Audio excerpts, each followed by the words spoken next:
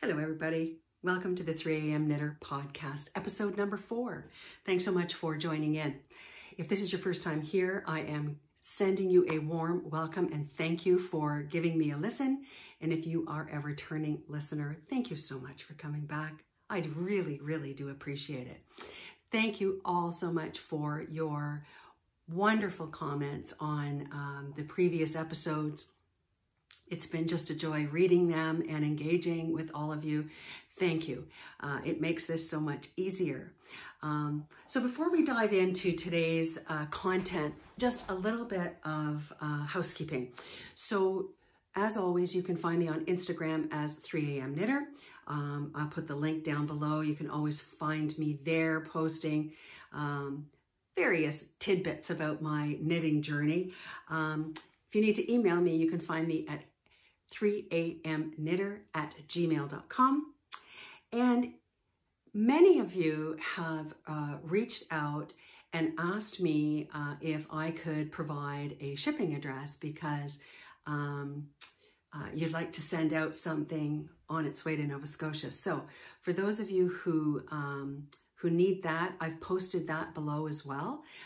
Thank you very much in advance, and I look forward to hearing from all of you. The other exciting thing that I wanted to let you know is that on the next episode, so in a couple of weeks, I think around the 26th, the March 26th, that will be the first segment of the power of sticks and strings. So I talked about this a couple episodes ago. Every now and again, I'm going to include a segment called The Power of Sticks and Strings, where I invite another creator, another knitter to come on and talk about with us and share their journey about how their knitting or crocheting or crafting has helped them in some way other than just getting the joy out of creating. So our first episode in a couple of weeks is going to be with a lovely woman named Shauna, and she's going to be sharing with us her journey through infertility and how she used knitting to help her with that. So I hope that you will enjoy that segment. I hope to have one of the Power of Sticks and Strings segments maybe every 3 or 4 episodes that I'll add it in. So I hope you enjoy that, and please feel free to engage, to send questions, and I'll also, of course, be including contact information for everybody who shares their story. So if you'd like to reach out to them on your own, you can certainly do that. So look forward to that on the next episode. All right, let's jump right in. I was going to start by showing you, talking about what I'm wearing today. But I want to save this for finished objects. And I actually changed my shirt because I wanted to wear this. And I was wearing this. So even though I'm not technically wearing it right now, I'm going to share it with you. So this here, in just a nice little shawl. It's, you know, it's not really big enough for me to be wearing as a shawl, and we'll talk about this shortly. This here project, I'm just grabbing my notes on it here to share it with you. So I knit this. This is called the Helleborn Shawl. It's a pattern by Susie White, and I knit this back in September of 2015.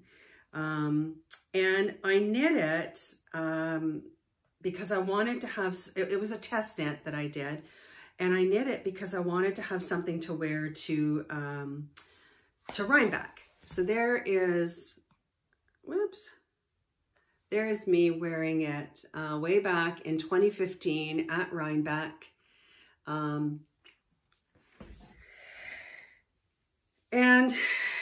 you know, I love it. I love it. So usually I wear it just as you see in the picture, because even though it's called a shawl, I don't like smallish shawls. So I always will wear them kind of as a cowl, which, you know, in some ways is too bad because you don't get the full effect of the pattern. But when I wear a shawl, I think about shawls as being these big garments that you can wrap all around you to keep you warm. So this is more like a scarf to me, truth be told. So, again, as I mentioned, I did this as a test knit back in 2015, fully intending it to be my Rhinebeck scarf. I used, pardon me, 4.5 millimeter needles.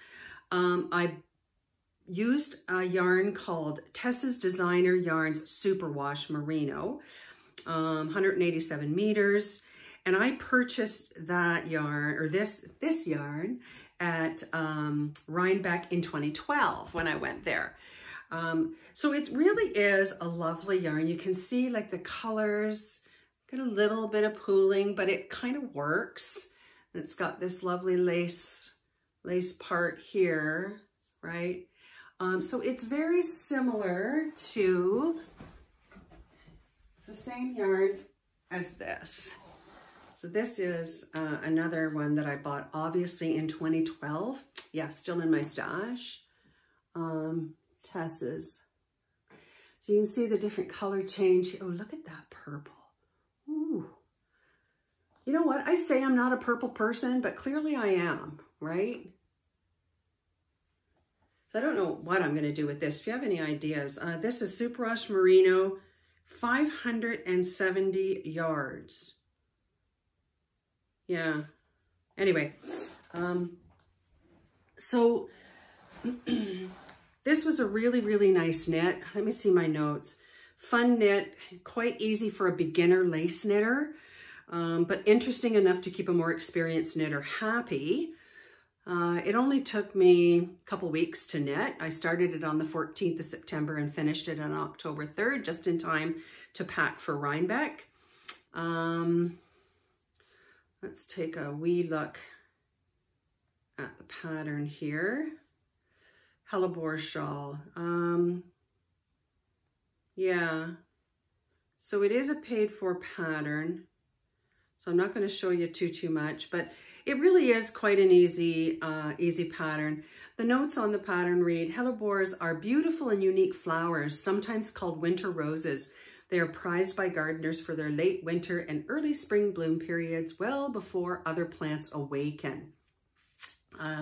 With its center lace motif between two panels of stockinette, the Helleborn Shawl is reminiscent of these hardy little flowers as they begin to peek through the snow, reminding us that spring is on its way. When knit in the depths of winter with a special and lovely yarn, such as One Twisted Twee Lavish, which I did not use, the Helleborn Shawl can feel like a welcome respite from the chilly weather. So, you know, quite a nice little project to make. And really, if it only took me a couple of weeks, you know, it's a great gift knit, right? Because it doesn't take too long. So you may have noted, look at that. Damn it. So I don't know what I did. I have washed this. It looks like a dye transfer to me from something. I have washed it. I've used a Tide thing. So I'm not quite sure what I can do about that. Have any of you ever had this problem where you've got like a dye transfer on something like this? What did you do to correct it, or did you? I mean, because I wear this as a cowl, I'm not super duper concerned about it because I can wrap it in a way that you don't see that.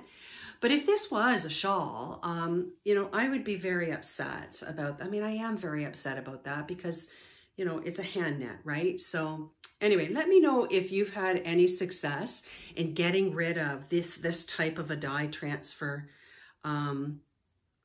That's the only thing that I can think of because it's clearly not dirt because I've washed it. It doesn't come out.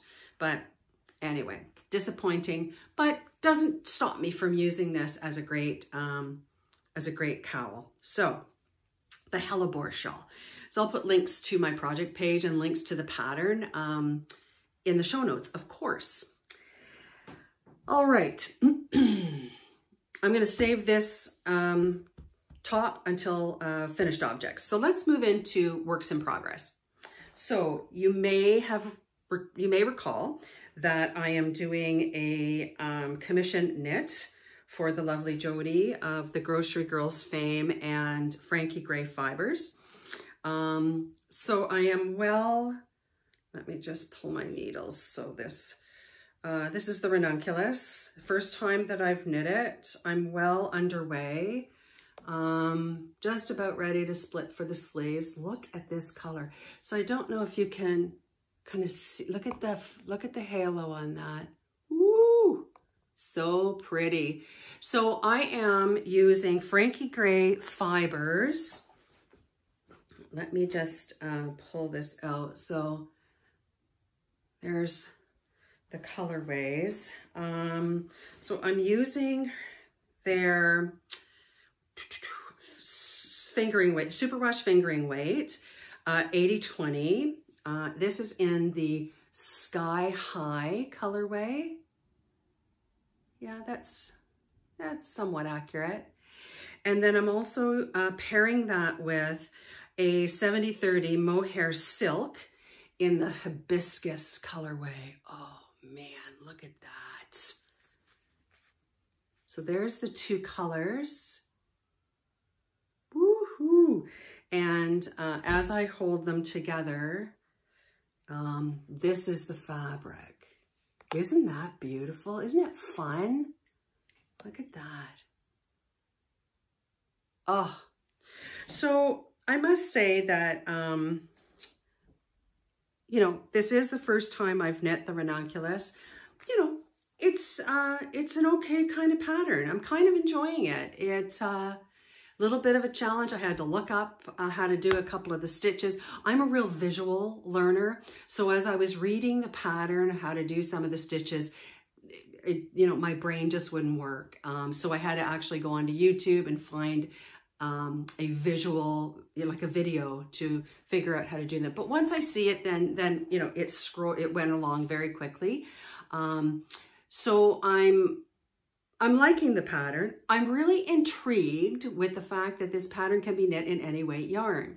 You look at the projects on Ravelry, and it's fascinating to me that you can use any weight at all. And even though the sweater, you know, the design, it looks like a different sweater. So there very well may be a Ranunculus in my future as well, once I finish knitting up Jody's. So thoroughly enjoying that. And then you also may remember that I had pulled the Wild Bee socks out of Whip Mountain, and I was really, really unhappy with it. So here is a picture, oops, there we go, of the sock that had the blue heel and the blue toe. Well, I had a nice manicure that day, or pedicure rather, look at that. Anyway, so I hummed and I hawed and I hummed and I hawed about it. I wasn't digging the blue heel, you know, and I asked, should I frog them? Should I, you know, is there a way I could pull the heel out and the toe out and just, you know, fix it up that way? Maybe do an afterthought heel. The long and the short of it is that, you know, there were ways that I could do it, but I just didn't want to. I didn't want to take the chance that I would start cutting my knitting and it would just ruin everything. And it seemed like a slog to me to do that. So I ended up just ripping it right back. I ripped the sock right back to before the heel flap and gusset, and I reknit it. So I have finished the first sock. So I pulled it back to here and I reknit it all in the same yarn. And I think that this is a far, far better sock for me. I now actually like it. So let me just pull my sleeve up here so you can get, I don't know if you can, that's the motif there, the bee. So there's the toe. Not a bad Kitchener stitch, if I do say so myself.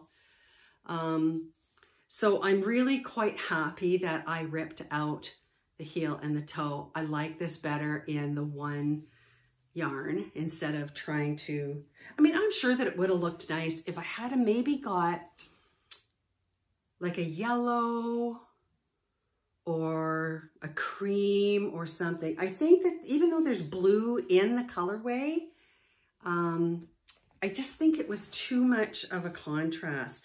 So this yarn, of course, is the Songbird Fibres in the American Kestrel colorway. I love Songbird Fibres. They are just amazing in Stratford, Ontario. So there's a wee picture. I don't know if you can really see the color there, but their yarns are just phenomenal. So the good news is that I fixed this sock, and you will be happy to know that I have started the second sock, and I have got this much done. So let's take a look here. Yeah, maybe, I don't know, what do you say, a third of the way done? So I should have this pair of socks done by next week, certainly for the next podcast. And yeah, I'll just let you know when that's done. But very happy to have taken the majority advice and taken out that heel, because I was really, really unhappy with it. So that's that. And then we move on to my finished object. So let's see. So you may recall that I started this project in 2016 and I finished it on March the 2nd of this year. So just after the last podcast. So let's see. My last notes were November the 18th, 2016, where I had made a note that the body was all done and I was picking up for the sleeves. So I opted to do the short sleeve version. And you will recall that I had run out of this yarn. So I pulled out the collar, I pulled out the waistband, and I didn't have to pull out the sleeves because I had those on holders. So anyway, I used black,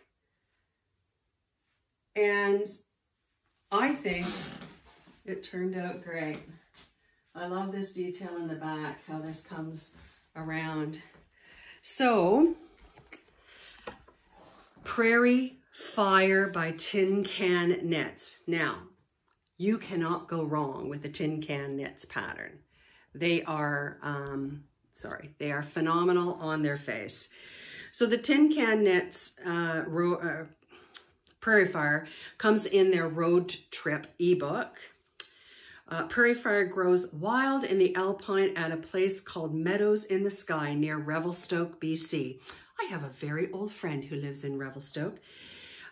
Pack a picnic, spread a blanket among the wildflowers, and enjoy a lazy afternoon with good company and exquisite mountain views.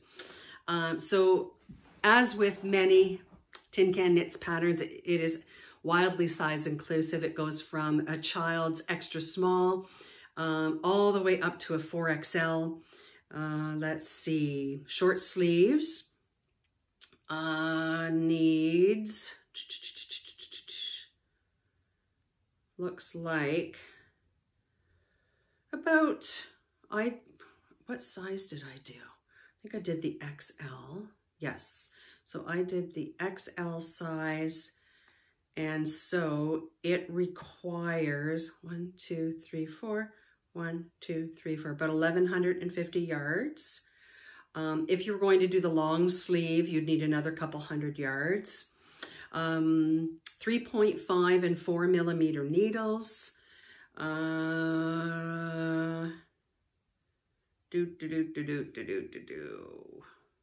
DK weight. And as per usual, Tin Can Knits has amazing tutorials. So even though this has got some lace work in it, some raglan, you know, so easy for a beginner knitter. Really, They have so many wonderful tutorials that you cannot go wrong. So this is a paid for pattern. You can buy it individually for $8 US, or if you buy the ebook, which is $20 US. I know that sounds like a lot of money, but you get 14 patterns in that. Hats, scarves, blankets, sweaters, cardigans, socks, mitts, shawls, like $20 for 14 patterns. Well, $28.88 Canadian, but still 14 patterns. I think that's a wildly generous price. So I loved knitting this. I don't know why I stopped. If you decided that you wanted to knit a long sleeve version, that's, you know, what the long sleeve version looks like. Yeah, so I kind of tested the blue that I showed you last episode, and it was too, it was washed out, if that makes sense. So you know what? I thought, just go bold, just go bold. So I found some black in my stash, and I just re-knit the collar. This is just garter stitch, and I picked up the stitches of the sleeves and did the garter stitch here, and did the same on the hem, and I'm quite happy with it. This is a nice layering piece for me. It is likely a little too thick for me to wear as a summer top without something underneath, but great layering piece for the winter. So I'm very, very happy about this. So the Prairie Fire sweater by Tin Can Knits. Why did it take me so long to finish? Anyway, you know, my Whip Mountain saga. All right, so speaking of Whip Mountain, let's talk about Whip Mountain. Many, many, many years ago, I fell in love with a pattern for a tank top called the Inamorata. I'm just going to show you the Ravelry page for this because I did not create a project page. So it is a little tank top with a little front button with a placket. And you can see it's kind of loose rest of the body with some, you know, eyelet work there. Yeah, very pretty. There's another picture. Isn't that pretty? You know, and I thought to myself, oh, that would be great for a little summer project. I actually did not find this in Ravelry, although it is in Ravelry now. I found it on Knitty.com. So, you know, so here's the pattern. You can see how it's all squished up and everything else. Knitty.com, of course, you can get the pattern for free. So this particular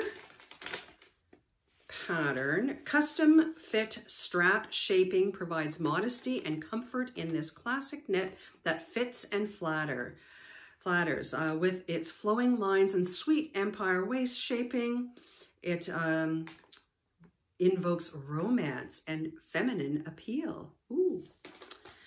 Project is worked with 2 strands of yarn held together throughout.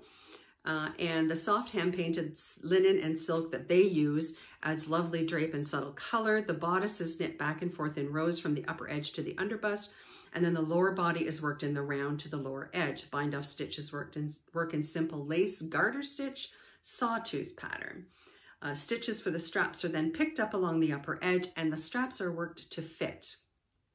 A row of single crochet trims the bodice and edges, and the button loops for the dainty shell buttons are worked with a simple crochet loop. All right, so here's the thing. I started this. Again, I don't know how long ago I started it. I can't recall. But as per most of my projects in Whip Mountain, I got it almost finished and I didn't finish. Sorry, my yarn just got kind of wrapped around my chair. So I have this lovely kind of periwinkle blue lavender yarn that I have no idea what it is because I have no project page and I I have no label. I don't know what it is, but here is the unfinished project. Bear with me just 1 minute while I get this. Ugh. Okay, so this is going to be where the buttons go. So it has this lovely, lovely cable work at the top here. Okay, and then this lovely flowy body, and there's that